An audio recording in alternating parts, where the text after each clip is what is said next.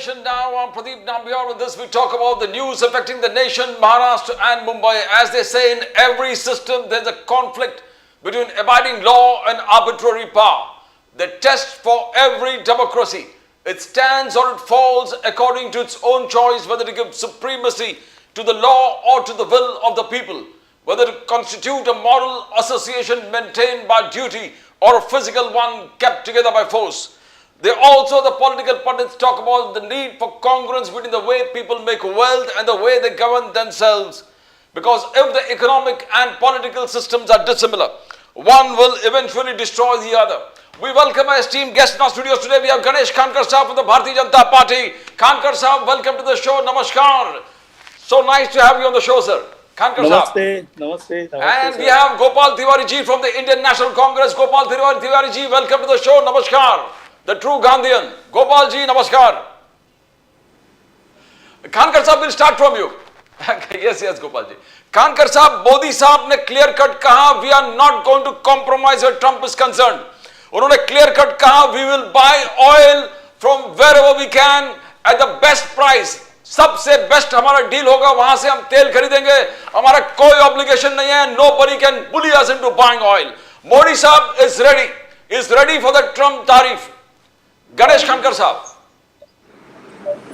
देखिए ऐसा है सर, मोदी जी आज जो बात कर रहे हैं वो इसलिए कर पा रहे हैं कि भारत की अर्थव्यवस्था अब दुनिया में हम चौथे रैंक पर है. एक साल भर के भीतर हम दुनिया में तीसरे नंबर पर जाने की उम्मीद रखते हैं. अमेरिका ये सारे जो टैरिफ हम पर लगाना चाहती है वो शायद इसी बात से चिंतित है कि उनकी अर्थव्यवस्था आज जिस गति से जा रही है और भारत की अर्थव्यवस्था जिस गति से जा रही है उसमें बड़ा अंतर हो चला है. और हम देख सकते हैं कि अब धीरे धीरे दुनिया भर के प्रोडक्शन करने वाले कंपनीज अब भारत आना चाहती है और India is going to be now a production hub now. उसके कारण ये चिंता है उनके पास. और हम देख सकते हैं कि मोदी जी ने गए 10 साल में पूरी दुनिया में भारत का एक अलग डंका बजा के रखा है. सारे देश अपने साथ आ रहे, भारत के प्रति उनका सम्मान बढ़ा है, मोदी जी के प्रति उनका सम्मान बढ़ा है. मोदी जी को आप देख सकते हैं पूरे सम्मान के साथ कई राष्ट्रों ने अपने सर्वोच्च पद से उन्हें सम्मानित भी किया है. और देखिए नंबियार जी, ये सब हम क्यों कर रहे हैं? तो अमेरिका चाहता है कि वह उनके प्रोडक्ट्स यहाँ पर भेजे और उसके कारण हमारे किसानों की अर्थव्यवस्था पूरी तरह से चरमरा जाएगी, हमारे किसानों को भारी नुकसान होगा. आज भी भारत हम यदि कहें कि किसानों का देश है तो हाँ बिल्कुल है. हमारी 60% आबादी आज भी यह खेती पर निर्भर है. और यदि हमने इस व्यवसाय में किसी को आने की इजाज़त दी और कम से कम अमेरिका, तो मुझे लगता है कि हमारे किसानों के साथ बहुत बड़ा नुकसान होगा. और मोदी जी ने पहली बात कह दी कि मेरे व्यक्तिगत रूप से भी नुकसान होगा तो चलेगा, लेकिन मैं देश हित के साथ कोई कॉम्प्रोमाइज़ नहीं करूंगा और देश के किसानों के साथ तो जरा भी नहीं करूंगा. हम तैयार हैं क्योंकि मोदी जी जो करते हैं उसके साथ पूरा देश खड़ा होता है. और आप देख सकते हैं कि पूरे देश में आज स्वदेशी की एक लहर दौड़ पड़ी है. और इसलिए मुझे लगता है कि मोदी जी ने सही जवाब दिया है और हम अब आगे जा रहे हैं, हम रुकने वाले नहीं है. नंबियार जी. गोपाल तिवारी जी, यू हर्ड गणेश खानकर साहब, the way he spoke. Modi ji ने कहा कि ये इतिहास रचने का अवसर है, यह समय है देश में हम लोग दुनिया में इतिहास रचेंगे. उन्होंने कहा कि नो कॉम्प्रोमाइज. किसान, पशुपालक और जो मछुआरे हैं और लघु उद्योग, इनमें कोई कॉम्प्रोमाइज नहीं होगा. गोपाल तिवारी जी, फिर भी राहुल गांधी जी, जयराम रमेश, पूरे टीम आप आलोचना करते रहते हो. गोपाल तिवारी जी. प्रदीप जी, कल से शुरू होने वाला गणेशोत्सव के लिए मेरी तरफ से आए आपके दर्शकों को, आपको और हमारे सहयोगी गणेश जी खंडकर को, जिनका नाम भी गणेश जी है, सबको बहुत बहुत हार्दिक शुभकामनाएं. और मैं तो एक कहूंगा कि आप भी बंबई महाराष्ट्र में है तो मराठी में एक कहावत, मतलब म्हण है, बोले तैसा चाले त्याची वंदावे पाऊले. जैसे बोलते हैं वैसे अगर चलता है तो आदमी आदरणीय होता है. जैसे हम बोलते हैं और कथनी और करनी में अंतर नहीं होना चाहिए. हम तो देश के हित में जो जो डिसीजन लेते हैं वो तो स्वागत ही करेंगे. सर, ये कोई पार्टी की आपसी दुश्मनी तो है नहीं ना, कि भाई आपको मौका दिया है जनता ने, हमें आपके ऊपर ध्यान रखने के लिए, लोगों के सवाल उठाने के लिए अपक्ष में बैठा है। वो भी भारी 100% सीट बढ़ाए हमने, देश की जनता ने 50 से अभी 100 किए, सक्षम नेता विपक्ष को सक्षम किया है भारत की जनता ने। और ये सब तो बातें हैं, लेकिन हम जब कहते हैं कि भाई इतना बड़ा अभी हादसा हुआ, हमारे आतंकवाद में काफी लोग मारे गए और मतलब निर्दोष लोग मारे गए जिनका कोई कसूर नहीं था, और उसमें जो आतंकवाद को पाकिस्तान पनाह देता है, उनकी तरफ से जब चाइना खड़ा हुआ था तो हमारे नौजवान सेना के अधिकारियों ने कहा, मिस्टर राहुल सिंह ने कहा था बीच में कि भाई हमें अकेला पाकिस्तान के साथ नहीं लड़ना पड़ रहा है, हमें पाकिस्तान के साथ साथ चाइना भी उनको जो जिस तरह से मदद कर रही है, खुलेआम कर रही है, ओपनली कर रही है, उसका जस्टिफाई कर रही है, तो हमें ध्यान देना चाहिए, हमें कुछ डिप्लोमेटिक पॉलिटिक्स करना चाहिए, हमें नाराजगी जतानी चाहिए जो चाइना के बारे में। एक समय था जब डॉक्टर मनमोहन सिंह की सरकार थी तो मोदी जी कहते थे कि चाइना को लाल आंख दिखानी चाहिए। मैं बोला, हम तो बोलते भाई लाल आंख जब दिखाएंगे, लेकिन जब उनको इतना जो फिंगर 4 से फिंगर 8 तक जो कब्जा किया है अरुणाचल प्रदेश में, जो भी है वहां पे जो रास्ते बनाए उन्होंने, सिटी बनाई है, उसके ऊपर हमें खामोश नहीं बैठना चाहिए। लेकिन हमारे प्रधानमंत्री जो है वो बड़े दिल से उनको क्लीन चिट देते, और उसी समय परराष्ट्र मंत्री जयशंकर जी और राजनाथ सिंह तो पार्लियामेंट में एक्सेप्ट करते। तो ये जो दोगुनी नीति नहीं चाहिए सर हमें, और देश के हित में जो जो डिसीजन लेंगे हम उसका स्वागत ही करेंगे, क्यों नहीं स्वागत करेंगे सर हम। बस खानकर साहब, बट ऑपरेशन गोपाल तिवारी जी ने ऑपरेशन सिंदूर फिर टॉपिक को, विषय को उछाला है कि ऑपरेशन, क्या मोदी साहब ने अब जो लेटेस्ट है अग्नि 5000 किलोमीटर रेंज का अग्नि, तो indigenous production made in India, तो किस प्रकार से आप देखते हो फिर भी अब operation Sindoor, how do you see that? Sir ऐसा है कि नंबियार जी, ये हिंदुस्तान अब 2025 का हिंदुस्तान है। देखिए, दो बातें, यानी मुझे आप थोड़ा समय दीजिए। बिल्कुल बिल्कुल, बोलिए ना। आज ही पनडुब्बियों के बारे में आपने देखा होगा कि सारे न्यूज में पनडुब्बियों की बात चल रही है। यस यस, हमारे ब्रह्मोस और ये सारी जो बातें हैं, अब उसमें हम और डेवलपमेंट कर रहे हैं जो आगे चलकर मतलब हमारे दुश्मन के रडार पर वो नहीं दिखेगी। इस तरह की हमारी डेवलपमेंट चल रही है। ऑपरेशन सिंदूर में एक बात हुई, शायद उसके प्रति दुनिया को समझ में आया, लेकिन कांग्रेस पार्टी को समझ में नहीं आया। हमने जो भारत में उसका उत्पादन शुरू किया था, जो प्रोडक्शन शुरू किया था, अब हम देख सकते हैं सर कि देखिए, ऑपरेशन सिंदूर में ये बात कांग्रेस कहती है कि भाई पाकिस्तान के साथ में चाइना था, चाइना उन्हें डायरेक्शंस दे रहा था, लेकिन याद कीजिए जब रात को 1:45 पर नंबियार जी पहली बार ये मालूम पड़ा कि ऑपरेशन सिंदूर शुरू हो चुका है, एग्जैक्टली उसके दूसरे दिन 11:10 पर लाहौर के एयरपोर्ट पर एक विस्फोट हुआ था। पाकिस्तान की मीडिया ये कह रही थी कि कुछ अंदरूनी कारणों के कारण ही हुआ, लेकिन वे बता नहीं रहे थे कि क्या हो रहा है। दोपहर तक ये क्लियर हुआ वो ड्रोन अटैक था। पाकिस्तान में दूसरे दिन भी जितने भी ड्रोन अटैक हुए, ये सारे मेड इन इंडिया थे। हमने कई बार से ड्रोन नहीं लिए थे। पाकिस्तान ने तुर्की से ड्रोन लिए थे, पाकिस्तान ने चाइना से ड्रोन लिए थे। पाकिस्तान के आर्मी के साथ चाइना के सारे अफसर्स बैठे थे उन्हें ये बताने के लिए कि भारत की ओर से कहां से आक्रमण होने वाला है, लेकिन क्या वो रोक पाए हमें? तो नहीं रोक पाए। अब ये जो सफलता है, अब इसको मानना है या नहीं मानना है, ये कांग्रेस पार्टी तय करे। दूसरी बात, जब 1971 की लड़ाई होती है और जब उसमें हमारी सेना ने 90,000 पाकिस्तान की सेना को घुटने टेकने पर मजबूर कर दिया, तब देखिए हमने सेना का भी सम्मान किया। आज भी हम इंदिरा गांधी जी को सम्मान करते, ये कहते हैं कि भाई संसद में इंदिरा जी को हमने दुर्गा कहा था, क्योंकि उन्होंने, शी वॉज प्राइम मिनिस्टर, प्रधानमंत्री के नाते उनका निर्णय था और वे उस सम्मान की हकदार है। 1975 में उन्होंने क्या किया ये उनकी राजनीतिक भूल थी, वो उस विषय को हम नहीं, बट उस समय 1971 में जब उन्होंने ये निर्णय लिया तो उन्होंने निर्णय लिया था, वे प्रधानमंत्री थी।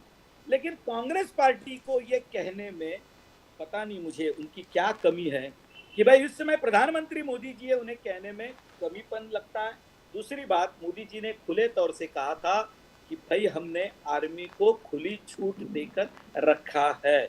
अब आर्मी की अपनी 2 अफसर, महिला अफसर, पूरी दुनिया के सामने, मीडिया के सामने जो बात कहती है, हमने ये कह के दिखाया कि हाँ, भारत की महिला न सिर्फ बोलती है तो बोल के करके दिखाती है। पूरी दुनिया देख रही थी कि 2 महिला अफसर ये बात कह रही थी, कांग्रेस पार्टी उनकी पीठ थपथपाने की बजाय हर बार आपने ये किया उसके प्रूफ दिखाओ, आपने वो किया उसके प्रूफ दिखाओ, अब देश के प्रति आप इसकी बात बताओ। देखिए ऐसा है नंबियार जी, 2014 में जब पहली बार सरकार बनी तो कांग्रेस पार्टी को ये लग रहा था कि 1989 में चले गए तो 91 में वापस आए, 96 में गए तो 98 में बैकडोर आए, और 99 में चले गए तो 2004 में दोपहर 12 बजे तक कांग्रेस पार्टी के हेडक्वार्टर पे कोई प्रेस वाला नहीं था। 4 बजे सब जाकर पहुंच गए, लालू भी आ गए, अमर भी आ गए, भोलू भी आ गए, साले आ गए। अब ये पचा नहीं पा रहे, ये बड़ा दुर्भाग्य है नंबियार जी। पूरी दुनिया मान रही है और हमारे आर्म्स खरीदने के लिए पूरी दुनिया हमारे पास आ रही है। याद कीजिए, यदि हमने राफेल न लिया होता, आपने राफेल के समय क्या कहा? हम चोर हैं, चौकीदार चोर है, बराबर है। अब की बार आपने क्या बात कही कि प्रधानमंत्री को लोग डंडा मारेंगे, यानी ऐसा है 2014 के बाद लग रहा था 2019 में आएंगे, वो 19 में नहीं आए। 19 में उनको लग रहा था 2024 में आएंगे, 24 में नहीं आए। अब 24 की यह स्थिति धीरे धीरे बन रही है कि शायद 29 का सपना अब धीरे धीरे धूसर होते जा रहा है। इसलिए जो भाषा का प्रयोग हो रहा है नंबियार जी, अब हम पे टीका कीजिए, भारतीय जनता पार्टी गलत हो सकती है, देश की सेना गलत नहीं हो सकती। भारतीय जनता पार्टी शायद कई गलती कर बैठे, देश की सेना जो सियाचिन में बैठी है, -40 डिग्री में हमारे जवान खड़े साहब, अरुणाचल में सामने दिखता है, गलवान घाटी में आज तक चाइना ने नहीं बताया कि उनके कितने सोल्जर्स मरे। और मैं ये दावे के साथ नंबियार जी कह रहा हूं कि गलवान घाटी में जो हमारे सैनिकों ने करके दिखाया, उसके बाद चाइना के समझ में आया ये 1962 का भारत नहीं है, ये 2020 के बाद का भारत है, ये हमें सटीक जवाब देगा। अब एक ही बात अंत में कहता हूँ साहब, ये सारे कांग्रेस के लोग कहते हैं ना कि आपके समर्थन में कोई नहीं आया, आपके समर्थन में कोई नहीं, मुझे एक जवाब खाली दे। जब ये सारी बातें हो रही थी, ट्रम्प बाबा ये कह रहे थे कि मैंने किया, अब उनको नोबेल जीतना है वो तो कहेंगे, लेकिन मुझे बताइए ट्रम्प बाबा छोड़कर दुनिया के किसी और नेता ने इस बारे में कहने की हिम्मत की साहब? तो नहीं की। देखिए उसी में सब आता है। और आज जो बात चल रही है ना, हम रशिया के पास जाते हैं, उनसे तेल खरीदते हैं, साहब हमने 2 टूक कह दिया, आपको जो करना है कर लीजिए, हमारे देश के किसानों के हित के साथ हम कोई कॉम्प्रोमाइज नहीं करेंगे, हमारी इकोनॉमी के साथ हम कोई कॉम्प्रोमाइज नहीं करेंगे। What is GDP of US sir? What is GDP of Britain? What is GDP in Germany? What is GDP in Japan? Sir, now we are near about 6.8. It may be 7. सब दुनिया में कोई competition करने की हमारे साथ भी नहीं है। अब जितना राहुल गांधी जी कहना चाहिए कह लीजिए, ये फ्रस्ट्रेशन है नंबियार जी, लेकिन पूरा इस बात का लगता है कि आप हमारे जवानों के बारे में जब कहते हैं तो प्लीज आप थोड़ी जिम्मेदारी से बात कीजिए, इतनी अपेक्षा है कांग्रेस पार्टी से। We welcome Ashok Yadav ji. Ashok Yadav ji, welcome to the show, sir. Ashok Yadav ji from Samajwadi Party. Yadav साहब हमारे साथ है, गणेश खानकर साहब from the BJP, Gopal Tiwari ji from Indian National Congress. Ashok Yadav ji आप सुने, खानकर साहब सुने, आप गोपाल जी सुने नहीं, बट जो बात है कि नया एक्सेस डेवलप हो रहा है, Modi ji SCO Shanghai summit में जा रहे हैं, वहां पर चाइनीज राष्ट्रपति खुद उनका इन्हें स्वागत करने वाले हैं, और जबरदस्त एक 3 एक्सेस बन रहा है रशिया, चाइना और इंडिया का। एक जबरदस्त वातावरण बना। मोदी जी कहना कि इतिहास रचने वाले हैं, Trump tariff looming large on India face, but Modi ji बोल रहे हैं कॉन्फिडेंट है हम इतिहास रचेंगे। अशोक यादव जी देखिए प्रदीप जी, यही हमारे जो फॉरेन पॉलिसी का फेल्योर यहीं से शुरू होता है। जब ये स्लोगन आना शुरू होता है मोदी जी के किसी विदेश के जब टूर होता है तब जो स्लोगन आना शुरू होता है कि हम इतिहास रचने जा रहे हैं, मोदी जी का भव्य स्वागत हुआ, मोदी जी का वेलकम हुआ, वहां के राष्ट्राध्यक्ष ने मोदी जी के चरणों में नतमस्तक हो गया, तो ये हमारे मतलब फॉरेन पॉलिसी का यहीं से फेलियर शुरू होता है। हमको क्या चाहिए?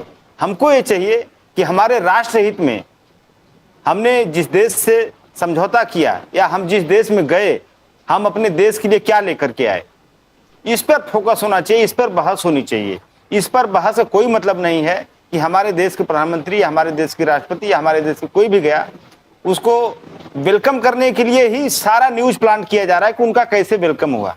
एक भी न्यूज ऐसी नहीं होनी चाहिए, एक भी न्यूज ऐसी नहीं आती है कि हमारे देश ने क्या अचीव किया। तो यही हमारे फॉरेन पॉलिसी का फेल्योर है। दूसरी बात, अभी हमारे भाजपा के साथी बोल रहे थे, मैं सुन रहा था चुपचाप। आप देखिए, इन्होंने 2-3 बातें कही। इन्होंने कहा कि मोदी जी ने आर्मी को खुली छूट दे रखी। इन्होंने जो बात कही, मोदी जी भी वही बात कहे थे। और लेकिन एक बात जो मोदी जी नहीं कहे थे और जो इन्होंने भी नहीं कही, वो हमारे देश के डिफेंस अटैचे, जो हमारे डिफेंस डिप्लोमेट्स होते हैं विदेशों में, वो विदेश डिफेंस डिप्लोमेट्स ने ये बात को खंडन किया। उन्होंने कहा कि सरकार की बाध्यता के कारण हमने अपने कुछ जेट्स खोए। तो अगर डिफेंस अटैचे ये बात को बोल रहे हैं, सिंगापुर में शायद किसी प्रोग्राम में गए थे, उनसे जब वहाँ की मीडिया ने पूछा तो उन्होंने कहा कि हम सरकारी बाध्यता के कारण कुछ हमने जेट्स खोए। तो मुझे लगता है कि मोदी जी के जो स्लोगन था या जो मोदी जी की बड़बोलापन था कि हमने जी सेना को खुली छूट दे रखी है, ऐसे बोल रहे थे वो। तो उस जो बात उनकी थी, उस बात पे कहीं न कहीं डिफेंस अटैचे की बात से यही साबित हो रहा है कि उन्होंने झूठ बोला। दूसरी बात, अभी हमारे भाजपा के साथी ने कहा कि हमारे देश की जो जाबाज बेटियों ने प्रेस कॉन्फ्रेंस किया, तो उन्हीं जाबाज बेटियों में से एक जाबाज बेटी जो कर्नल सोफिया कुरैशी के लेकर के भाजपा के नेताओं ने कितनी गंदी बातें की, और उस नेता के खिलाफ क्या भाजपा ने कोई एक्शन लिया? क्या उस नेता को मंत्रिमंडल से बाहर किया गया? क्या उस नेता के खिलाफ कोई डिसिप्लिनरी एक्शन लिया गया? तो दोनों बातें कैसे हो सकती हैं? एक तरफ आप कह रहे हो कि देश की बेटी, और दूसरी तरफ उसी देश की बेटी को आपका नेता जो है मंत्री है, भी ऐसा नहीं कि कोई बूथ प्रभारी है भाजपा का, वो मंत्री, क्या नाम है, नाम शायद भूल रहा हूं उसका, उसने आतंकवादियों की बहन तक बोला था उनको। तो ऐसे ऐसे भाजपा है। और इसके अलावा आपने एक मिनट, हाँ, आपने इसके अलावा आप देखिए जो इनके कुछ, हाँ प्रदीप जी कुछ पूछ रहे हैं क्या आप? नहीं, बोलिए यासुफ यादव जी, बोलिए। जी इनके अलावा इनके एयरफोर्स के कोई अधिकारी थे, कर्नल पठानिया कौन थे, उन्होंने, एयरफोर्स के अधिकारी नहीं थे, इनके नेता थे, सॉरी, इनके नेता थे, जम्मू कश्मीर के विधायक थे पठानिया। उन्होंने कहा कि हमारी एयरफोर्स नकारा है। एयरफोर्स को लेकर के उन्होंने बोला। और तीसरी सबसे बड़ी बात है प्रदीप जी कि आप हमारे सेना को टारगेट कर रहे हो, आप हमारे सेना के अधिकारियों को टारगेट कर रहे हो, आप सेना के हाथ बांध रहे हो, और उसके बाद मोदी जी का बड़ी बड़ी होर्डिंग लगा करके आप मतलब सेना का ड्रेस पहना करके पूरी महफिल लूटने के फिराक में हो कि हाँ जी मोदी जी गए थे पाकिस्तान में, मार के आए, बम गिरा के आए। तो आप ठीक है, अभी इंदिरा गांधी जी का इन्होंने एग्जाम्पल दिया, जो भी प्रधानमंत्री होता है, जो भी सरकार होती है, उसी को क्रेडिट मिलता है। हम लोग भी क्रेडिट दे रहे हैं, लेकिन कम से कम सेना को डिस्क्रेडिट मत करिए, सेना को एब्यूज मत करिए, ये चीज ठीक नहीं है। सेना के मनोबल को तोड़ने के लिए और इस तरह का जो काम किया जा रहा है वो ठीक नहीं है। हाँ प्रदीप जी। गोपाल तिवारी जी, एक प्रदीप जी, हाँ बोलिए ना प्रदीप जी, बोलिए। देखिए ऐसा है, मुझे कभी कभी यानी इन बातों को सुन के मैं अपनी हंसी रोक नहीं पाता हूँ। बड़े गंभीर विषय पे हम चर्चा कर रहे साहब।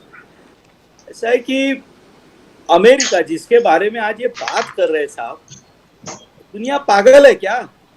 दूसरे देश के प्रधानमंत्री को कोई प्रधानमंत्री आकर रिसीव करता है, कोई प्रधानमंत्री पाव छूता है, पुतिन लेने आते हैं। अब चाइना के, यानी मुझे कुछ समझ में आता नहीं है, हम क्या बात कर रहे हैं साहब? हम गांव देहात में समाजवादी पार्टी की रैली की बात कर रहे हैं या विदेशों की बात कर रहे हैं साहब? हमारा एक्सपोर्ट 2014 में कितना था और आज 5 गुना पूरी दुनिया में भारत से एक्सपोर्ट जा रहा है। ये कुछ हवा से जा रहा है क्या साहब? इसके लिए मेहनत करनी पड़ती है। पूरे दुनिया में डिप्लोमेट्स जाकर मिलते हैं, बात करते हैं, तब जाके एक्सपोर्ट बढ़ता है। यानी आप ये बात जब करते हो तो मुझे थोड़ा अजीब इस बात का लगता है कि ठीक है हम बात कर रहे हैं, लोग सुन रहे हैं, लेकिन क्या तर्क दे रहे हैं आप साहब? जीडीपी आज 7% पे चल रही है। पूरी दुनिया में किसी भी देश की जीडीपी 7% के दर से आज विकास नहीं कर रही है। ये मजाक समझते हैं क्या आप? क्या बात करते हो साहब आप? यानी प्रधानमंत्री का बड़बोलापन और ये क्या शब्दों का इस्तेमाल आप कर रहे हो साहब? यानी क्या ही मतलब ये? अरे पूरी दुनिया आपको सामने साहब एयरपोर्ट पे लेने आ रही है। मैं टीका टिप्पणी नहीं करूंगा साहब। देखो दुनिया में जो हमारा स्थान होता है ना वही आपको देते हैं। दुनिया में कोई किसी का दोस्त नहीं होता है, ना दुश्मन होता है। एक दूसरे की जरूरत पे दुनिया की इकोनॉमी चलती है साहब। आज चाइना को भी पता चला है कि हिंदुस्तान से टेढ़े में जाएंगे तो साहब उसका नुकसान होगा, लेने आ रहे हैं। पुतिन पूरी दुनिया में किसी के सामने कॉम्प्रोमाइज करने को तैयार नहीं है। आपके प्रधानमंत्री से सिर्फ 4 घंटे की यात्रा मिलने के लिए आते, वापस चले जाते हैं। यानी क्या मजाक समझते हैं क्या आप? ये समाजवादी पार्टी की उत्तर प्रदेश की रैली चल रही है क्या? और पूजा पाल के बारे में बात करके आपकी चर्चा आगे निकालूं क्या मैं आज की? देखिए ऐसा हम देश के किसी गंभीर विषय पे चर्चा कर रहे हैं तो हमने थोड़ा लिहाज करके उस पर चर्चा करें, इतनी मैं आपसे रिक्वेस्ट करता हूं। बस गोपाल तिवारी जी, यू हर्ड गणेश खानकर साहब, you heard Ashok Yadav ji. Gopal Tiwari ji, your take before we go to the other subject. बोलिए गोपाल जी। देखो गणेश जी का तो जिम्मेदारी है उनका अपना पार्टी का मोदी जी के पक्ष में बात रखने की, उनकी तो एक उनका रोल ही है। लेकिन उसमें सत्य वास्तवता भी होनी चाहिए। और अभी जो उन्होंने कहा था कि ट्रम्प के सिवा एक भी देश में कोई देश के प्रमुख ने कहा था क्या ट्रम्प को नोबेल पुरस्कार चाहिए, इसलिए उन्होंने 25-26 बार कहा। और ऐसे कहा कि हम दोनों को हमने व्यापार का एक थ्रेड देके इनका जो आपसी झगड़ा था, जो युद्ध था, वो रुकवाया। ट्रम्प ने बार बार कहा। हो सकता है उनको नोबेल पुरस्कार चाहिए, जो भी है, लेकिन हमने ट्रम्प का नाम लेके एक बार भी नहीं, इतना कहा कि दुनिया की कोई भी ताकत, हम तो बोलते हैं कि नाम लेके भाई ट्रम्प जी जो आप संसद में भी नहीं बोला उन्होंने। दूसरी बात, उन्होंने छोड़ के किसी ने भी, कोई राष्ट्र के प्रमुख ने नहीं बात की। लेकिन उसी समय पाकिस्तान को तो सपोर्ट सबने किया ना सर, ओपन सपोर्ट किया पाकिस्तान को। और हम इतने देश के दौरे करते हैं, हमने एक नॉट अ सिंगल कंट्री ने हमको सपोर्ट किया कि आपकी आतंकवाद के खिलाफ की भूमिका जो है वो वंदनीय है, समर्थनीय है, हम उसको आपको साथ देते हैं। पाकिस्तान की ये जो घिनौना मानवता के खिलाफ जो क्रूर व्यवहार है आतंकवाद का, उसका हम कंडेम करते, कोई देश ने नहीं कहा सर हमको। उसके बाद हमें जाके हमारा एक हम सर्वपक्षीय आखिर एक मिनट मैं पूरा करता हूँ, बाद में जो भी बोलना है मैं आपको इतना ही क्लियर कर देता हूं। मैं बाद में बोलिए ना सर, जो चर्चा हुई उसकी डिटेल मैंने आपके पॉइंट नोट कर दिए, मैं एक एक करके जवाब दे रहा हूँ। गणेश जी, मेरा कहना ये है कि आप मेरे को बोलने दीजिए, एक एक पॉइंट आप लिख लीजिए, उसके ऊपर आप क्लियर कीजिए ना आराम से, बिल्कुल मेरे कोई है। मैं एक ही बात उसमें मतलब ये कहना चाहता हूँ कि ये सब होते हुए भी हमने कोई कंडेम नहीं किया। और कोई जब हमें विपक्ष का सहारा लेना पड़ा सबका, तो कब लेना पड़ा कि हमें देश में हर एक जाके बताना पड़ रहा है हमको कि भाई एक कोई गुंडा आता है ना, वो कमीनापन करता है, फिर हम हर एक को बोल के देखो ऐसे नहीं है, हम ऐसे है, ऐसे एक्सप्लेनेशन करना पड़ रहा है। वो एक्सप्लेनेशन में हमारी कितनी साख रहती है ये तो आप जानते हैं कि अगर हमें बिना एक्सप्लेनेशन कोई कंट्री में ना कोई डेलीगेशन भेजना पड़ता था, उसमें जो शशि थरूर जी, सुप्रिया सुळे थे और हमारे अनुराग जी ठाकुर थे, सब थे, बिल्कुल सही है, लेकिन हमें वो करना पड़ा। क्यों? क्योंकि जाहिर तौर पे हमें कोई देश ने हमें सपोर्ट नहीं किया, जो भी किया वो पाकिस्तान को सपोर्ट किया। तो ये सब बातें।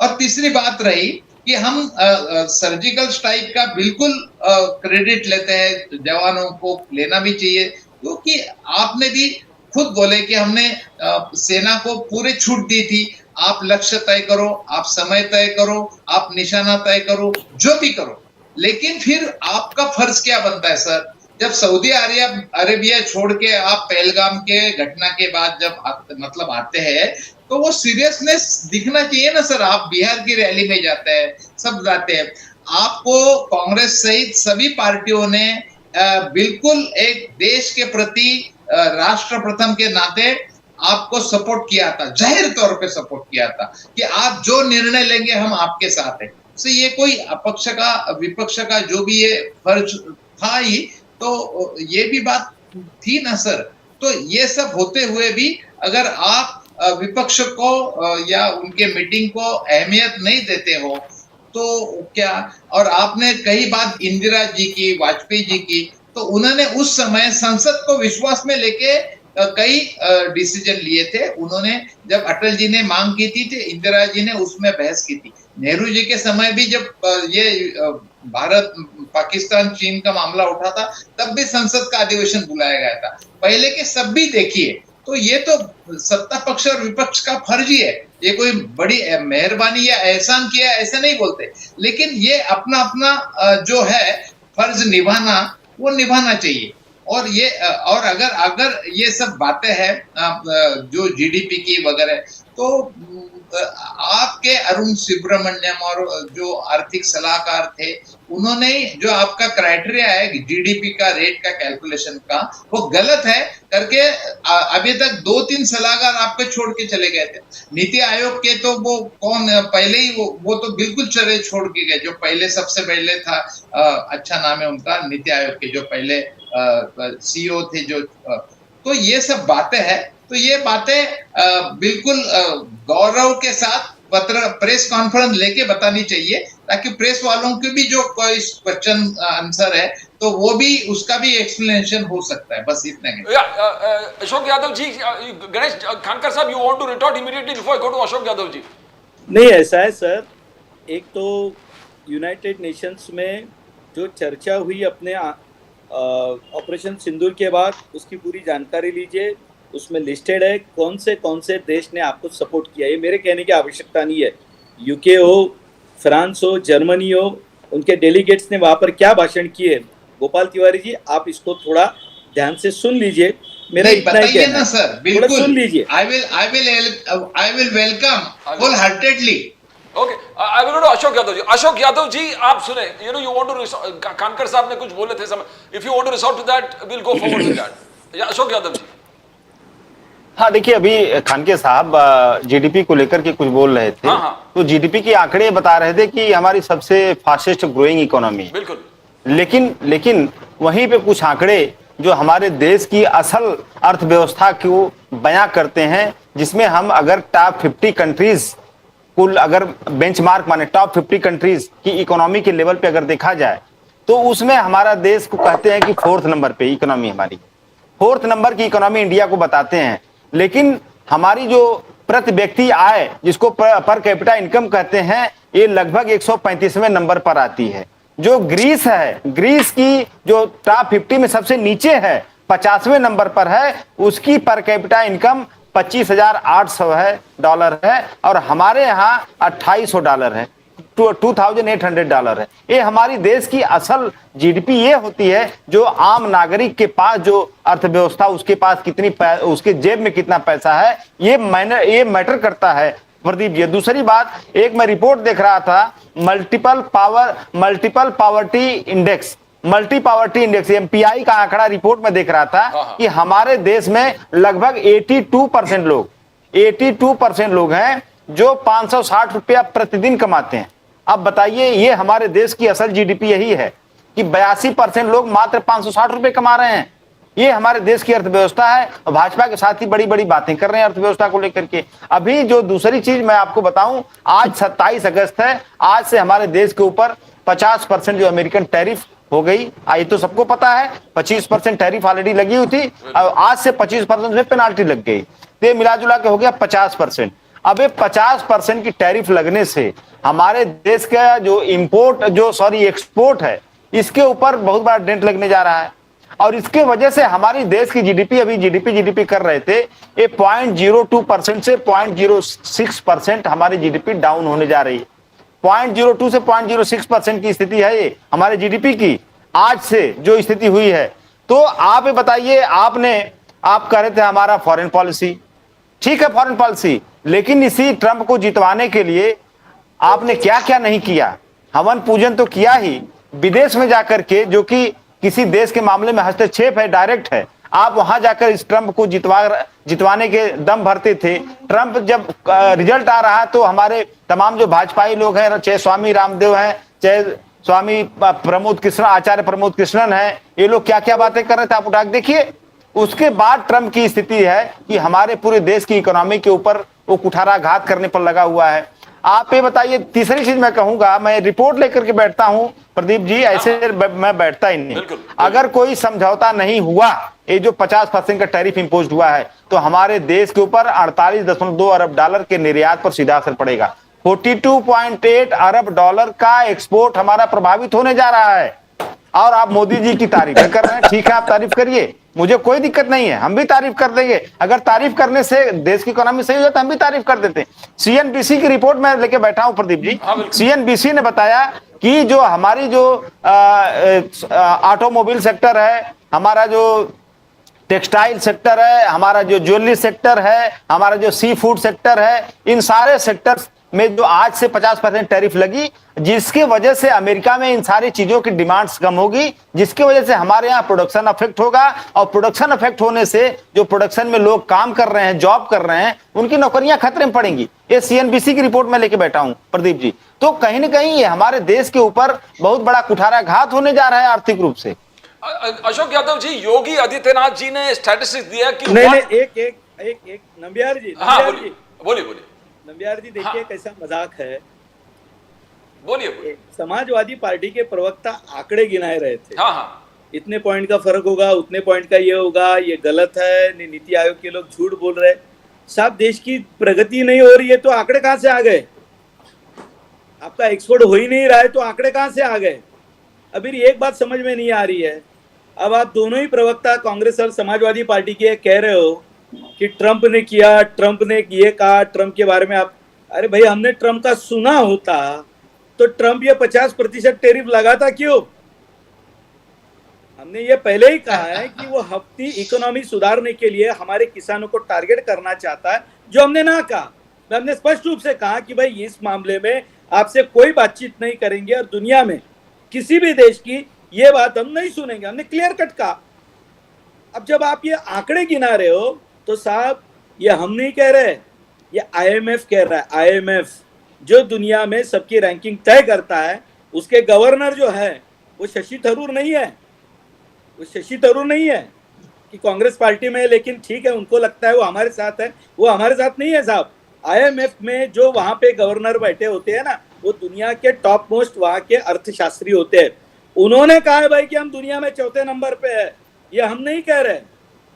और आप, मेरी समझ में नहीं आ रही, ये आंकड़े कहां से दे रहे हो साहब? जब भारत की कोई तरक्की नहीं हो रही है, अब यूपी में बड़े बड़े राजमार्ग बन रहे, इतनी डेवलपमेंट हो रही है, तो साहब ये आंकड़े कहां से दे रहे हैं आप? और जीडीपी की आप बात करते हो, जरा बताइए साहब, अमेरिका की जीडीपी कितनी है, जर्मनी की कितनी है, जरा एक बार बताइए ना साहब। सब गलत है, सब गलत है। आप सही हो तो मेरी ये समझ में नहीं आ रहा है कि 50% टैरिफ लगने के बाद ये आंकड़े क्यों दे रहे हो आप कि आपका ये कम हो जाएगा, ये, अरे हो ही नहीं रहा है ना साहब। आप कहेंगे तो कुछ हो ही नहीं रहा है, तो ये आंकड़े कम कहां से हो रहे साहब? ये थोड़ा समाजवादी पार्टी बताए तो थोड़ा समझ में आएगा साहब। बताएंगे, मैं जरा, दुनिया गलत है लेकिन समाजवादी पार्टी सही है, जरा बताए तो सही साहब। बोले Ashok Yadav ji, if you want to respond. देखिए प्रदीप जी, मैं बिना आंकड़े की कोई बात ही नहीं करता हूं। अभी आज इंडियन एक्सप्रेस अखबार में मैंने देखा रिपोर्ट, और सीएनबीसी की रिपोर्ट में बता रहा हूँ। सीएनबीसी तो कोई फर्जी चैनल है नहीं। अरे साहब, सीएनबीसी की रिपोर्ट के अनुसार सीएनबीसी ने बताया कि हमारा जो 4 बेसिक सेक्टर है, 4, ज्वेलरी, टेक्सटाइल अगर सुन लीजिए, ज्वेलरी, टेक्सटाइल, ऑटोमोबाइल और सी फूड, ये सारे पर 50% टैरिफ लग रही कि नहीं लग रही? कहिए मैं झूठ बोल रहा हूँ? 50% टैरिफ लग रही है ना? तो इन सारे सेक्टर जब 50% मतलब 100 रुपए एक चीज अमेरिका में 150 की बिकेगी कल से भाई साहब। अब आपको 100 पता है रुपए की क्या चीज textile Pradeep ji jewellery America में 150 की बिकेगी। आज 9:21 से आज सुबह 9:31 AM से ये टैरिफ इंपोज हो गया हमारे ऊपर। और इसी जिसके वजह से हमने जो 4 सेक्टर गिनाए basically, jewellery, textile, automobile, seafood, इन चारों का 150 गुना उस पे जो है 1.5 गुना उनका प्राइस बढ़ जाएगा अमेरिका में। 100 रुपए एक चीज 150 में मिलेगी। अब जब कोई चीज हमें 150 रुपए की मिलेगी, 100 रुपए एक चीज, जाहिर सी बात है डिमांड कम होगी। डिमांड कम होगी, हमारे यहाँ ऑर्डर कम जाएंगे, ऑर्डर कम होगा, प्रोडक्शन कम होगा, प्रोडक्शन कम होगा, जॉबलेसनेस आएगी, उनकी जॉब की कटिंग होगी। इसमें कौन सी हमने रॉकेट साइंस बता दिया भाई? ये तो सिंपल चीज है। और तीसरी चीज जो मैंने बताया कि जीडीपी हमारी 0.2% से 0.6% तक घटेगी, ये भी मैं रिपोर्ट के आधार बता रहा हूं। आप चेक कर लीजिएगा। आप अगर अंग्रेजी अखबार पढ़ते हो तो उसको चेक करिएगा। इंडियन एक्सप्रेस की कटिंग में लेके बैठा हूं। और तीसरी चीज मैं बता दूं आपको, तीसरी चीज मैं बता दूं कि ये सारी चीजों पर अगर रोक नहीं लगेगी, मैं बता दूं आपको 48.2 अरब डॉलर का निर्यात सीधा प्रभावित होगा। ये दैनिक भास्कर की रिपोर्ट बता रहा हूं आपको, अखबार भी मैं बता रहा हूं। जी, ये मेरी समझ में नहीं आ रहा है। एक बात से कहते हैं कि भाई दुनिया की जीडीपी हमारी गलत है, तो ये आंकड़े कहां से दे रहे साहब? मेरी वही समझ में नहीं आ रहा है। अच्छा, मैं अशोक यादव जी, योगी आदित्यनाथ जी ने यूपी प्रोडक्ट्स को ग्लोबल प्रोडक्ट बनाने के लिए एक ट्रेड फेयर बुलाया। ट्रेड फेयर योगी आदित्यनाथ जी ने बुलाया है। इसमें 500 बायर्स फ्रॉम 80 कंट्रीज वहां पर आ रहे हैं यूपी के प्रोडक्ट्स खरीदने के लिए। 340 बायर्स ऑलरेडी रजिस्टर हो चुका है। 75 विदेशी राज्यों से लोग कंफर्म किए, रजिस्टर किए वहां पर। तो यूपी के प्रोडक्ट ग्लोबल करने के लिए एक प्रयास हो रहा है। तो 1 trillion economy, UP product becoming global, तो ये क्या हर स्टेट इस प्रकार से करेंगे तो हमारा नया मार्केट, जैसे मोदी जी कह रहे हैं नया मार्केट ढूंढ लिया, नया मार्केट ढूंढने का प्रक्रिया शुरू हो गया। अशोक यादव जी, नहीं, दरअसल ये भाजपा के स्लोगन्स हैं। जैसे मोदी जी कहते हैं 5 ट्रिलियन इकोनॉमी, तो योगी जी कहते हैं जब हमारे बॉस बोल रहे हैं 5 ट्रिलियन तो हम भी 1 ट्रिलियन बोल देते। 1 ट्रिलियन इकोनॉमी के लिए जो रिक्वायर्ड ग्रोथ रेट है, वो ग्रोथ रेट यूपी का कब लाएंगे? जिस हिसाब से ग्रोथ रेट आज चल रहा हमारे यूपी का, वो ग्रोथ रेट से तो 1 ट्रिलियन इकोनॉमी आएगी नहीं। 1 ट्रिलियन इकोनॉमी के लिए जो करंट ग्रोथ रेट है, इसका लगभग 2.5 से 3 गुना ग्रोथ रेट चाहिए।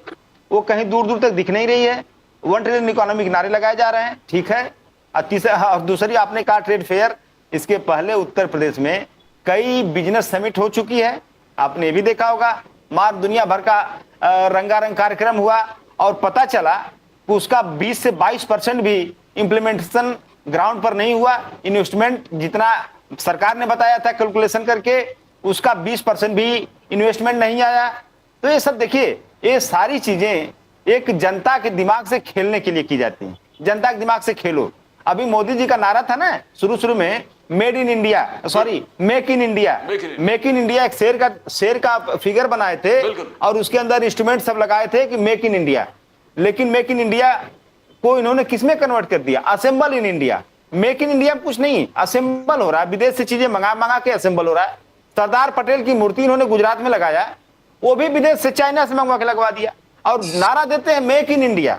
तो ये सब नारे ऐसे ही है। इन लोगों के नारे सुनते रहिए। नारे सुनने से कुछ उत्तर प्रदेश का होने वाला नहीं है। आज अभी लखनऊ की खबरें आप देखिए प्रदीप जी, आप एक बार मैं रिक्वेस्ट करूंगा, लखनऊ खबर उठा के देख लीजिए। हमारे जो यूथ आए हैं, लाखों की संख्या में यूथ आए हैं, क्या क्या बातें बोल रहे हैं, आप उन्हीं को खबर उठा के योगी जी ने रोजगार महाकुंभ ऑर्गेनाइज किया। रोजगार महाकुंभ, 100 कंपनीज, एकदम लेटेस्ट आर्टिफिशियल इंटेलिजेंस से लेके सेमीकंडक्टर से लेके हर चीज जो अत्याधुनिक, एकदम लेटेस्ट। किस प्रकार से आप देखते हो, क्या रोजगार 100 कंपनीज जो रोजगार महाकुंभ कर रहे हैं उसमें कुछ सफलता पाएगा यूपी, उत्तर प्रदेश? देखिए, मैंने इसके पहले बिजनेस समिट के बारे में बताया कि उसका इंप्लीमेंटेशन रेट क्या है। तो ये भी उसी तरह एडवर्टाइजमेंट है, ब्रांडिंग है, एडवर्टाइजमेंट है। अभी इन्होंने देखिए, आप कहेंगे मैं पीछे जा रहा हूं बार बार। हर घर नल जल योजना, जल जीवन मिशन, आपने देखा होगा ना, जब शुरू हुआ था कितना बड़ी बड़ी होर्डिंग, बैनर, पोस्टर, ये वो, अब सबको शुद्ध जल मिलेगा, ये मिलेगा, वो मिलेगा। और आज जमीनी हकीकत है भाई साहब है प्रदीप जी, ये सरकार जाएगी तो आप पाएंगे कि अब तक का इतिहास 1947 से लेकर का अब तक का इससे बड़ा स्कैम कोई हुआ ही नहीं। उत्तर प्रदेश में तो जल जीवन मिशन में किसी घर में बड़े मुश्किल से पानी आया होगा, पानी टंकियां आए दिन गिर रही हैं। तो आप इनके बड़े बड़े जो दावे होते हैं, बड़े बड़े जो वादे होते हैं, ये सब ऐसे ही होते हैं, हाइपरबोलिक दावे होते हैं, हाइपरबोलिक बातें होती हैं। वन डिस्ट्रिक्ट वन प्रोडक्ट इन्होंने एक स्लोगन दिया था, one district one product. One district one product क्या हुआ भाई साहब, जरा बताएं। कितने डिस्ट्रिक्ट में कितने प्रोडक्ट आपने बनाए, कितने डिस्ट्रिक्ट में कितने प्रोडक्ट आपने बनाए, बताइए आप। हाँ, वन डिस्ट्रिक्ट वन प्रोडक्ट यार में one district one land mafia, one district one sand mafia और वन डिस्ट्रिक्ट वन जल माफिया, दे हैव क्रिएटेड। ये 3 प्रोडक्ट वो ओडीओपी बनाए हैं। ओडीओपी में one district one land mafia, one district one sand mafia, one district one water mafia, जल mafia, ये 3 mafia बनाए। इसी तरह जो आज आप बता रहे हैं कि उत्तर प्रदेश में योगी जी ये कर रहे हैं वो कर रहे हैं, ऐसे ही देखेंगे आप 1 महीने के बाद देखिए उसका रिजल्ट क्या आता है। सोच बनाए सरकार के पैसे से, जरा ये भी तो बताइए। कानकर साहब में अभी भी शौच में जाते हैं, कुछ नहीं बना यूपी में। कानकर साहब घर में शौचालय बना के नहीं साहब। या कानकर साहब, वन ऑफ द बहुत रेजिंग टॉपिक्स है अमित शाह जी ने जिस प्रकार से क्रिमिनल नेता बिल में अमित शाह जी ने आरोप किस प्रकार से लगाया, राहुल गांधी जी पे आरोप लगाया, इंदिरा गांधी जी पे आरोप लगाया कि ये जेल से हम सरकार चलाने नहीं देंगे। मोदी जी, अमित शाह जी जेल से सरकार चलाने नहीं देंगे। ये किस प्रकार से आप देखते हो क्रिमिनल नेता बिल, अमित शाह जी ने खुलकर जिस प्रकार से विरोध किया है, how do you see that Khankar साहब? नंबियार जी, इसको थोड़ा सा यदि हम सोचे हाँ तो बिल लाने की जरूरत क्यों पड़ी है ये भी हम देखें। ओके, देखिए 2 घटनाएं हाल में हुई है, एक दिल्ली के सीएम केजरीवाल के बारे में और दूसरे झारखंड के मुख्यमंत्री थे सोरेन, उनके बारे में। ओके, दोनों जगह पर यदि आप देखेंगे उन पर एफआईआर होने के बाद, जेल जाने की नौबत आने के बाद भी वे इस्तीफा देने को तैयार नहीं थे। दूसरी बात, यदि इसमें एक बात कॉमन है तो नंबियार जी, एक बात ये कॉमन है कि दोनों जगह पर आने वाले मुख्यमंत्री के रूप में या उनके एब्सेंस में काम देखने के लिए और किसी नेता का नाम नहीं था। तो वहाँ मिसेस केजरीवाल थी और यहाँ झारखंड में मिसेस कल्पना सोरेन थी। थोड़ा ये समझ लीजिए साहब, इसकी नींव रखी लालू प्रसाद यादव जी ने राबड़ी जी को मुख्यमंत्री करके। अब उसके बाद में इस देश में एक चलन चला है कि क्रिमिनल केसेस होने के बाद भी, क्योंकि सत्ता परिवार की होती है, ये पार्टियां, एक व्यक्ति सारा सिस्टम चलाता है, क्या होगा, हम जेल में जाएंगे, जेल में बैठ के राज करेंगे। मुझे लगता है कि इसके कारण भ्रष्टाचार के प्रति डर खत्म हो रहा है। देखिए, ये तो नहीं कि आज जन्म नंबियार जी हम ही रहने वाले, शायद 2029 में कई राज्यों में हमारे मुख्यमंत्री नहीं रहे। 2019 में ये हुआ है ना साहब, राजस्थान में हमारी सरकार नहीं थी, मध्य प्रदेश में नहीं थी, तो क्या वहां पर यदि कांग्रेस के मुख्यमंत्री आ सकते हैं तो क्या आने वाले भविष्य में क्या भारतीय जनता पार्टी छोड़कर और किसी की सरकार नहीं आएगी क्या? तो आ सकती है ना। तो यदि वहां पर भारतीय जनता पार्टी के किसी व्यक्ति ने गलत काम किया तो उस पर भी ये कानून लागू होने वाला है ना। क्या ये हम सिर्फ अपने लिए कर रहे हैं क्या? देखिए, इस देश में ये जो सिस्टम चला है ना साहब कि हम भ्रष्टाचार में आने के बाद भी जेल में बैठकर हम राज चलाएंगे, हम नहीं होंगे तो हमारी बीवी चलाएगी। जो समाजवादी पार्टी के प्रवक्ता यहाँ बैठे हैं साहब, एक परिवार के 9 लोग साहब, 9, 4 तो संसद में है, बाकी विधायक है और बाकी यूपी के बोर्ड में बैठे हुए, एक परिवार 9 लोग। अब वो सोचेंगे मैं कुछ भी करूं, सजा पाऊं जाऊं, उसके बाद भी मैं सत्ता में बने रहूं। तो साहब ऐसा ही हमने देश के हित में लाया है, इसमें हमारी मंशा बिल्कुल साफ है। देश की राजनीति शुद्ध होनी चाहिए। यदि आप सही हो तो जनता आपको चुनेगी, आप गलत हो तो जनता आपको बिठाएगी, उसमें कोई गलत नहीं है ना साहब। इसमें हमारा हेतु बड़ा शुद्ध है और 2 घटनाएं मैंने बताई, उसके बाद ये बिल लाने की जरूरत पड़ी है, ऐसा मुझे लगता है। गोपाल तिवारी जी, यू हर्ड कानकर साहब, यू हर्ड अमित शाह जी जिस प्रकार से कहा कि राहुल गांधी जी ने इन द लोकसभा ऑर्डिनेंस को फाड़ा था। He tore the ordinance that Manmohan Singh ji ने लाया था टू सेव लालू प्रसाद। तो किस प्रकार से, क्या जेल से, ये स्लोगन है, जेल से सरकार चलने नहीं देगा मोदी अमित शाह जी।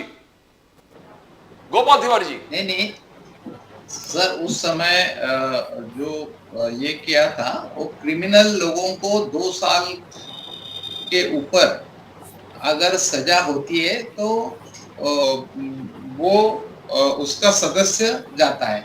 तो इसके खिलाफ जो डिसीजन ले रहे थे तो उसके बारे में वो उन्होंने नाराजगी जताई थी और उनके साथ उनका डिफरेंस ओपिनियन था, इसलिए उन्होंने ऑर्डिनेंस खड़ा था।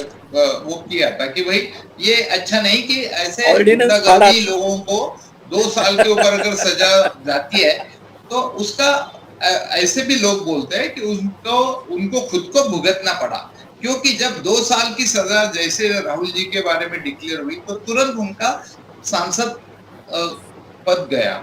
उसके बाद क्या हुआ, नेक्स्ट डे अगर उनको सुप्रीम कोर्ट की तरफ से न्याय नहीं मिलता तो आज क्या होता था सर। तो ऐसा है ना, 30 दिन की जो हड़बड़ाहट है, 30 दिन में आप ये भी नहीं चाहते कि भाई आप आरोप साबित हुए तो उसके बारे में भी अगर आप नहीं करते हो तो ये तो गलत है।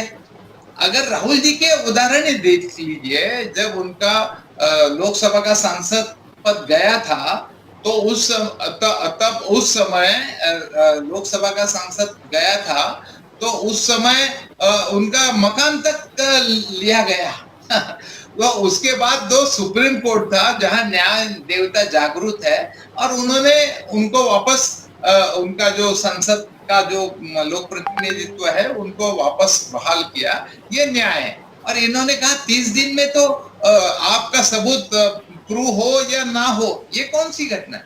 मतलब इससे तो व्यवस्था जो है, सिस्टम जो भी है, वो एक तरफा अगर 30 दिन के तक सजा दिलवा दी, उसके ऊपर उसको न्याय भी नहीं मिला, वो बेगुनाह साबित हुआ। हमारा देश का कानून कहता है कि 99 लोग अगर दोषी है उनको सजा होती है तो ठीक, लेकिन एक बेगुनाह को सजा नहीं होना चाहिए, ये हमारे संविधान में लिखा है। तो इसके प्रति ये तो कोर्ट में भी नहीं चलने वाला ये कानून, इसके प्रति काफी ये हो गया। तो इसके ऊपर आर्टिकल भी छप गया है, तो ये सरासर अन्याय कानून है उसको। मुझे जाना है सर, मैंने बोला था 7:45। No problem, okay I'll continue with Ashok Yadav. Ashok Yadav ji, Akhilesh Yadav ji ने टोटली विरोध किया है, टोटली विरोध किया, बोला कि this is not acceptable, criminal नेता bill not acceptable. Ashok Yadav ji, देखिए प्रदीप जी, सरकार की मंशा क्या है। सरकार की मंशा यह है, जैसे भाजपा पहले तो विधायकों को खरीद के सरकारें गिराती थी, ईडी के माध्यम से सरकारें गिराती थी, तमाम इनके हथकंडे थे सरकार गिराने का विपक्ष का। अब उनको ये लगता है कि कोई आसान तरीका ढूंढा जाए जो बड़ा या आसान हो, कानूनी हो, जिससे विपक्ष की सरकारों को आसानी से गिरा दिया जाए। वो आसान तरीका ये जो आप 3 कानून जो लाए हैं, एक 130th कॉन्स्टिट्यूशनल अमेंडमेंट बिल 2025 और government of union territories amendment bill 2025 और तीसरा Jammu and Kashmir reconstructive amendment bill 2025। ये 3 बिल लाए हैं इन्होंने, और ये 3 बिलों के माध्यम से ये चाहते हैं कि हम उन नेताओं पर, विपक्ष के जो चुने हुए मुख्यमंत्री हैं, उन मुख्यमंत्रियों के ऊपर कैसे अंकुश लगाएं और 30 दिन के अंदर उनको, 31 दिन उनको उनके पद से हटा दें, उनकी सरकार को मतलब अस्थिर कर दें, मतलब उस सरकार को गिरा दें। आप देखिए इसके पीछे ईडी के पास, आप जानते हैं PMLA, prevention of money laundering act, PMLA कानून है। ईडी के पास बहुत बड़ा हथियार है, ये एटॉमिक मिसाइल है, न्यूक्लियर मिसाइल कह सकते हैं आप पीएमएलए को। इस पीएमएलए एक्ट के तहत ईडी के पास से विशेष पावर है, एक किसी भी मुख्यमंत्री को चाहे तो 2 महीने 3 महीने आसानी से जेल में रख सकती है, बड़े आसानी से, एकदम मतलब एकदम जैसे रसगुल्ला होता है ना खाने के लिए आसान, उसी तरह से पीएमएलए एक्ट के तहत ईडी किसी भी मुख्यमंत्री को 2 महीने आराम से जेल में रख सकती है। सुप्रीम कोर्ट में भी इतना जल्दी उस पर न हियरिंग हो पाती है, न तो उतना जल्दी रिलीफ मिलता है, न तो अग्रिम जमानत होती है। तो अब पीएमएलए एक्ट के तहत ईडी को भेजेंगे किसी विपक्ष की सरकार को गिराने के लिए, और ईडी उनको गिरफ्तार करेगी और 31वें दिन की कुर्सी चली जाएगी। उसके बाद वहां की सरकार मतलब डिस्टेबलाइज हो जाएगी और वहां पे भाजपा का कमल खिल जाएगा इलीगल तरीके से। तो ये इसके पीछे मंशा यही है। इसीलिए अखिलेश यादव जी से लेकर के तमाम विपक्ष के नेता और हमारे जो लोकतंत्र को मानने वाले लोग हैं, न सिर्फ विपक्ष के, लोकतंत्र को मानने वाले लोग भी इस कानून का विरोध कर रहे हैं क्योंकि ये कानून एक तरह से लोकतंत्र को कुचलने के लिए एक बहुत बड़ा हथियार हो जाएगा इनके पास, इसलिए विरोध करने का हमारा कारण। बोले बोले खानकर साहब, you want to talk something about, you heard Ashok नहीं, यादव जी। एक तो यादव जी ऐसा है, लोकतंत्र की बात समाजवादी पार्टी न करे। एक परिवार के 9 लोग जहाँ लोकसभा विधानसभा में बैठते हैं, दिल्ली के बोर्ड में बैठे थे, अब क्यों लोकतंत्र की बात करते हैं साहब। और दूसरी बात देखिए नंबियार जी, उत्तर प्रदेश में आने वाले 10-20 सालों तक हमें विपक्ष की कोई सरकार गिराने की जरूरत नहीं पड़ेगी, क्योंकि सरकार हमारी आने वाली है, इतना मैं आपको गारंटी से बता रहा हूँ। जो सर्वेज अभी देश में चल रहे हैं, क्योंकि ये वोट चोरी का आरोप करने के बाद ये CHDC, आपको पता होगा कि संजीव कुमार जी ने माफी मांग ली साहब, माफी मांग ली कि मेरे से गलत जानकारी हुई, उसके लिए माफी मांगता हूँ। उन्होंने कोर्ट में हलफनामा दिया। और ये जिसकी बात आप कर रहे हैं साहब, राहुल गांधी जी इसके पहले अब कम से कम 4 बार कोर्ट में जाकर माफी मांग चुके हैं साहब।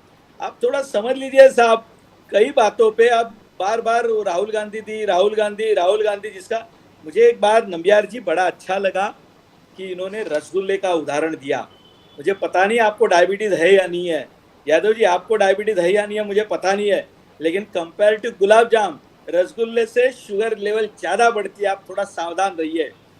हमारी न्यायपालिका कम से कम जिंदा है, इतना तो राहुल गांधी ने मान लिया कि भाई सुप्रीम कोर्ट में जाने के बाद हमको न्याय मिला, उनकी सदस्यता फिर से आई। तो मुझे कभी कभी साहब हंसी आती है। आप उदाहरण देते समय ऐसे तो उदाहरण दीजिए कि जिससे साहब सामने वाले को भी लगे हाँ this is to be the serious case. आप बार बार ये सारी बातें कह रहे हो कि भाई अमेंडमेंट, यानी नंबियार जी आप देखिए ना, मनमोहन सिंह जी ने, आपको याद होगा कि जब मनमोहन सिंह जी ने ये कहा कि भाई कुछ मंत्रियों को मैं निकालना चाहता हूं मंत्रिमंडल से, लेकिन वो इस्तीफा देना नहीं चाहते। याद होगा दिल्ली में एक मंत्री ने घर पे होम हवन रखा था, वे कानून मंत्री थे, उन पर बड़ा आरोप लगा था। सोनिया गांधी जी ने अपने निवास स्थान पर मनमोहन सिंह जी को बुलाकर उन्हें यह आदेश दिया कि आप उन्हें मंत्रिमंडल से निकाल दीजिए। और एग्जैक्टली उसके 1.5 साल पहले, जिसका उदाहरण आपने दिया कि राहुल गांधी जी ने प्रेस कॉन्फ्रेंस बुलाकर अपने ही पार्टी के प्रधानमंत्री ने जो अमेंडमेंट लाया था उसको प्रेस के सामने फाड़ दिया था। अब यादव जी आप जनतंत्र की बात करते हो क्या? ये यदि भारतीय जनता पार्टी के किसी नेता ने किया होता तो अब तक पूरे देश में, मैं माफ करिए शब्द का इस्तेमाल नहीं शुरू करता नंबियार जी, लेकिन नंगा नाच शुरू हो जाता, देश का जनतंत्र खतरे में है। तो राहुल गांधी जी ने क्या जनतंत्र की पूजा की थी क्या उस समय? और आप उनके बगल में बैठकर ये सारी बातें जब करते हो साहब, तो थोड़ा तो सोचो, मायावती बहन जी के साथ क्या आपके पार्टी ने किया हो? क्या जनतंत्र की पूजा थी क्या? क्यों आप बात करते हो साहब जनतंत्र? एक पार्टी सत्ता चलाती है और जनतंत्र की हम बात कर रहे हैं। देखिए नंबियार जी, इस देश के नेताओं में डर नाम की चीज खत्म हो गई थी, वो आना जरूरी है साहब। और मैं ये कह रहा हूं जो उन्होंने लाया, इसलिए मैं ये कह रहा हूं कि जो कानून आज बन रहे हैं ना साहब नंबियार जी, मैं प्रतिपक्ष से पूछना चाहता हूं, क्या देश की जनता पर आपको भरोसा नहीं है ना? समाजवादी पार्टी के 2019 के चुनाव में कितने सांसद थे, आज कितने हैं? तो क्या वोट चोरी होकर हुए क्या? यादव जी जरा बताइए ना, क्या ईवीएम में घोटाला करके आपके 30 से ज्यादा सांसद चुनकर आए? अब कैसे आए साहब? क्या ईवीएम हैक करके आए थे? जब जनता आपको देती है तो जनतंत्र बराबर होता है। क्या है ये, इसका मतलब क्या है, जरा बताएंगे? नहीं, यादव जी वो भी बताएंगे कि 18,000 एफिडेविट खानकर साहब इन्होंने फाइल किया था, आपने डिस्ट्रिक्ट यानी इलेक्शन कमीशन ने 3 डिस्ट्रिक्ट मजिस्ट्रेट को अपॉइंट किया है।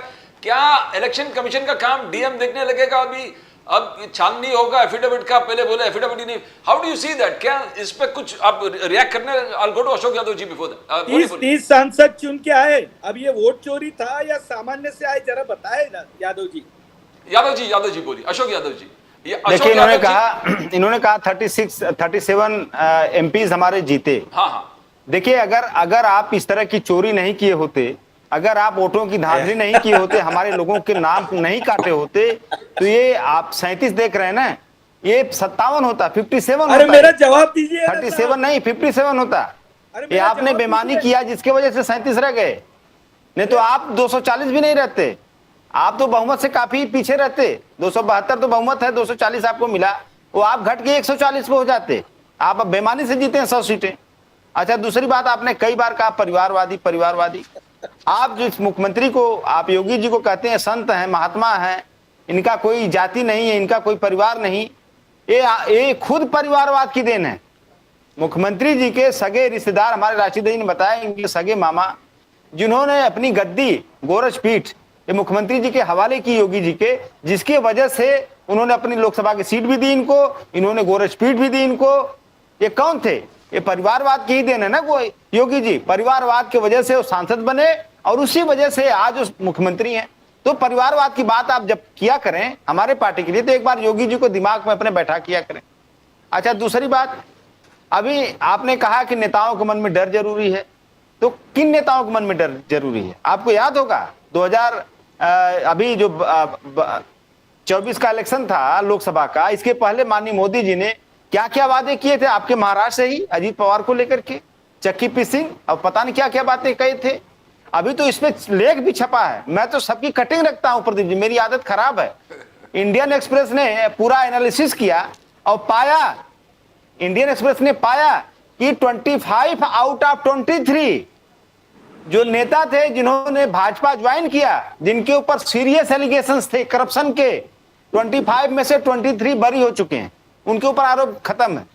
अब बताइए आप, इनके मन में डर नहीं पैदा करेंगे आप? ये भाजपा में आ गए तो इनके मन की डर गायब, क्योंकि ये भाजपा में आ गए।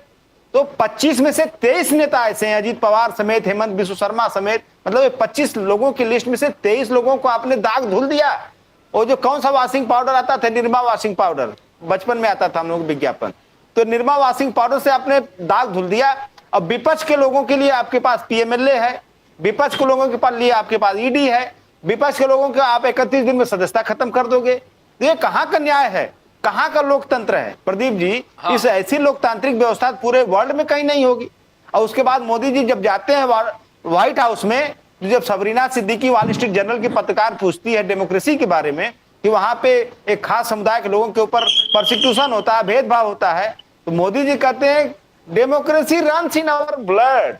कितना गजब, मतलब इनको एक्टर होना चाहिए। Democracy runs in our blood, in our veins. क्या गजब। अभी बीच में गरम सिंदूर बहने लगा था, पता नहीं कब, अभी हाल ही में ऑपरेशन सिंदूर के बाद वो ब्लड नहीं, डेमोक्रेसी नहीं बह रही थी, तब गरम सिंदूर कुछ दिन के लिए बहा था उनकी नसों में। तो इस तरह का नाटक करके अब क्या चाहते हो कि उस नाटक मंडली में हम लोग भी हाँ करने लगे?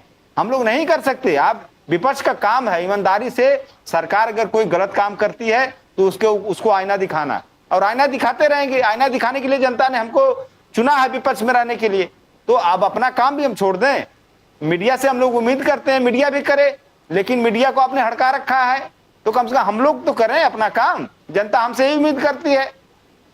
You want to reply, Ganesh Khankar साहब? बोलिए बोलिए। नहीं, मैं एक ही लाइन में कहूंगा नंबियार जी, उम्मीद जो है ना साहब, वो सिर्फ विभीषण से की जा सकती है और किसी से नहीं की जाती। विभीषण जी आए, आगे का रामायण हुआ, अभी आप जो कहना चाहे कह दे, इन्हें कुली छूट है। और अशोक यादव जी, फाइनल वर्ड आज प्रशांत किशोर साहब ने कहा कि, प्रशांत किशोर बिहार से उन्होंने कहा कि 10 साल के बाद शायद हम योगी जी को, वही अगर कोई रिप्लेस करता है मोदी जी को, तो योगी जी होगा और स्ट्रॉन्ग हिंदुत्व होगा, एकदम राइट विंग होगा, मोदी आपको सॉफ्ट लगने लगेगा। You want to comment on that before we close? Ashok Yadav, Prashant Kishor की बातों को कोई गंभीरता से नहीं लेता है। प्रशांत किशोर जी अपना चमचागिरी में लगे हुए हैं सरकार की कि किसी तरह से उनका काम बन जाए। कि प्रशांत किशोर बिहार की राजनीति में इरेलीवेंट हैं, उनकी कोई रिलेवेंसी नहीं है। वो ठीक है कूद फांद कर रहे हैं बंदरों की तरह, लेकिन उनकी रिलेवेंसी बिहार की राजनीति में नहीं है। जनता जानती कि ही ट्रूली बिजनेसमैन, वो बिजनेसमैन है। वो कैंपेन कर, पैसा लेके कैंपेन करते थे, उनको लगा कि हम दूसरे को कैंपेन करके जितवा रहे तो हम ही खुद मुख्यमंत्री बन जाए। लेकिन जब आप खुद मुख्यमंत्री बनेंगे तो आपको जमीन पे उतरना पड़ेगा। अगर पैसा देकर के कोई प्रधानमंत्री बन जाता तो अंबानी आराम से देश के प्रधानमंत्री होते। पैसे से तो कुछ होता नहीं है। आपको जनता के बीच जाना पड़ेगा, जनभावना से के साथ आपको अपने आप को मिलाना पड़ेगा।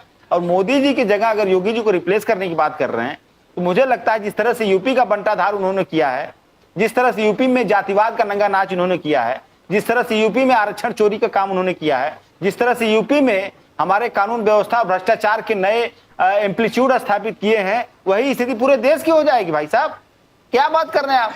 प्रशांत किशोर पूरे देश को यूपी बनाना चाहते हैं क्या? पूरे देश को यूपी बनाना चाहते हैं क्या प्रशांत किशोर? ऐसी गलती ना करें, मैं तो निवेदन करूंगा। अब गणेश कानकर साहब से सुनिए last final before we end up. You Khankar साहब you want to respond to what Ashok Yadav ji? बस नंबियार जी, दो आखिरी बात सिर्फ मैं कहूंगा। हाँ बोलिए ना। ऐसा है कि हमारे मराठी में कहावत है, हाँ, वो कहावत यह है कि कावळ्याच्या शापाने गाय मरत नाही, यानी कौवे के किसी बात कहने से गौ माता का नुकसान नहीं होता। मैं उम्मीद करूंगा कि योगी जी अब जो कह रहे और ये बता रहे, तो भाई साहब कम से कम पूरे देश में तो कोई अतीक अहमद तो पैदा नहीं होगा, कोई कम से कम दूसरा शहाबुद्दीन जो बिहार में हुआ वैसा तो पैदा नहीं होगा। और बाकी छोड़ दो, आपकी बात अपने तक रख दो साहब, कम से कम बाबा काशी विश्वनाथ तो फ्री हुए ना साहब। आप तो यादव हिंदू है साहब, नहीं मानना है मत मानो, आपके ऊपर छोड़ दिया। गंगा किनारे जाना है तो जाओ, नहीं तो मत जाओ। आप मानोगे तो मानो, नहीं तो मत मानो साहब। पूरे देश भर में कम से कम इतना तो सुधार होगा। एक हिंदू के नाते अभिमान से तो कह पाएंगे जो आप नहीं कह पा रहे हो साहब। जाने तो छोड़ दो, बस इतना ही नंबियार जी। Thank you Ashok Yadav ji, thank you Ganesh Kankar Saab, thank you for being on the show. As we always end with the preamble to the Constitution, which says, we the people hereby resolve to constitute India into a sovereign, socialist, secular, democratic republic, and to secure to all its citizens justice, equality, liberty and fraternity. Justice, that is social, economic and political. Equality is equality before the law and equal protection of rights. When we talk about liberty, we talk about freedom of speech, expression, faith, worship and belief, and the right to life, liberty and pursuit of happiness. When we talk about equality, we talk about eternal. When we talk about fraternity, we talk about total eternal brotherhood and believing the territorial and political integrity of the nation. To click on, to latch on, to subscribe to the fastest growing channel of the nation now. Subscribe to their icon. Subscribe to their icon to subscribe yourself to the fastest growing channel of the nation. As we saw, it's a fundamental duty, as we always believe, it is a fundamental duty of all political leaders and political parties to see that they come together, to preserve and protect the pillars of the Constitution, safeguard the pillars of the Constitution. Because if the Constitution survives, the Republic survives and the people of the Republic survive. That's all from Pradeep Nambiar. Nation Now will come again tomorrow with more news from the center, Maharashtra and Mumbai. Till then, it's bye for now.